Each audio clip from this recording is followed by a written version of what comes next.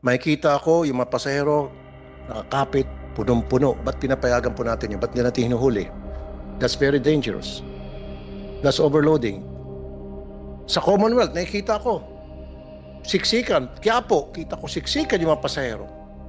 At hindi na safety sa mga babae na tsatsansingan. Nakatayo. Di ba dapat, kung ano nakalagay doon, na passenger capacity ng bus, yun lang dapat ang isisiksik o ikakarga. Sumosobra, bakit walang nanghuli? Ngayon, pag konting break lang yan, susubsob yung mga pasahero. DOTR, LTO. May I be allowed to answer, Mr. Chair? Yes, I you may, believe sir. LTFRB can answer a certain portion of that. We have what we called high-capacity buses. Like in other countries, pwede pong tumayo, kaya nga pong may hawakan. The issue here probably is that even in high-capacity buses, na ang capacity halimbawa is 50, the operators or the driver tend to put up more than the 50. Kahit na pwedeng nakatayo, it's more than 50.